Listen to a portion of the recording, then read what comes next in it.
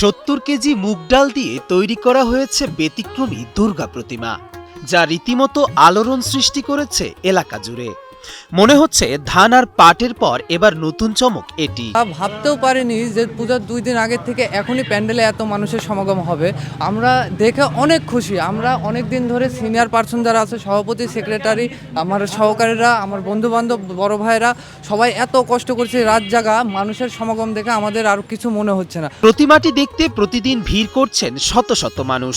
দর্শনার্থীরা বলছেন ধান আর পাট দিয়ে প্রতিমা নির্মাণ হলেও মুগ ডাল দিয়ে প্রতিমা তৈরি এবারই প্রথম, আর এ কারণেই কৌতূহল ও আকর্ষণ বেড়েছে বহুগুণ। ডালের প্রতিমা হয়নি, এর আগে ধানের প্রতিমা হয়েছিল।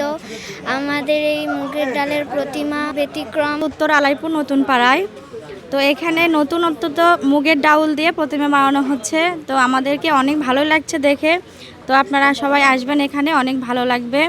আর এর আগে নাটোরে গত বছরে ধান দিয়ে বানানো হয়েছিল, আর এই বছরও পাট দিয়ে বানানো হচ্ছে, আর আমাদের এখানে মুগের ডাউল দিয়ে বানানো হচ্ছে। তো আমাদের খুব ভালো লাগছে দেখে। আমাদের পাড়া উত্তর আলাইপুর নতুন পাড়া নাটোর নীরব সংঘের উদ্যোগে এবার নতুন ঠাকুর তৈরি করা হয়েছে, যা মুগের ডাল দিয়ে তৈরি, এবং আমি তা এর আগে কখনোই দেখিনি। নাটোরের উত্তর আলাইপুর নতুন পাড়া দুর্গা মন্দির কমিটির উদ্যোগে তৈরি করা হয়েছে প্রতিমাটি। কৃষি শস্যকে উপাদান হিসেবে বেছে নিয়ে দেবীর আবির্ভাবে ফুটিয়ে তোলা হয়েছে বাংলার সমৃদ্ধি ও শস্য শ্যামলতার প্রতীক। বান্ডেল থাকলে প্রতি সেনমানিতে টাকা বাঁচবে। বিকাশ সেনমানি বান্ডেল কিনে জিতুন প্রতি লেনদেনে। আয়োজকরা বলছেন এটি কেবল ধর্মীয় বিশ্বাসের প্রকাশ নয়, বরং কৃষি নির্ভর বাংলাদেশের ঐতিহ্য, সংস্কৃতি ও শিল্পকলার অনন্য প্রকাশ। থিমটা আনছি আমাদের এই সুজলা সুফলা সমলা আমাদের এই বাংলাদেশ, কৃষি প্রধান দেশ এই বাংলাদেশ, ধর্মীয় এবং এই কৃষিকে একখানে করার জন্য বিগত আমলে আপনারা দেখেছেন যে এখানে কদমতলাতে ধানের পুজো হয়েছে। সেই থেকে আমাদের একটা চিন্তাধারা দেবেন আমরা মুগ ডাল দিয়ে প্রতিমা তৈরি করব।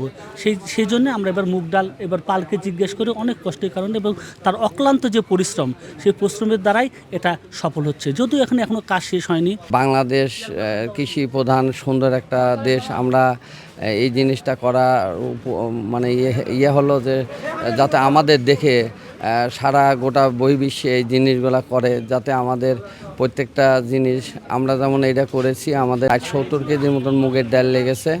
তো আমরা এইভাবেই আমরা করব, যাতে আমাদের দেখা দেখি সবাই করতে পারে। খুব ভালো হয়েছে এবং সবাই আসতেছে।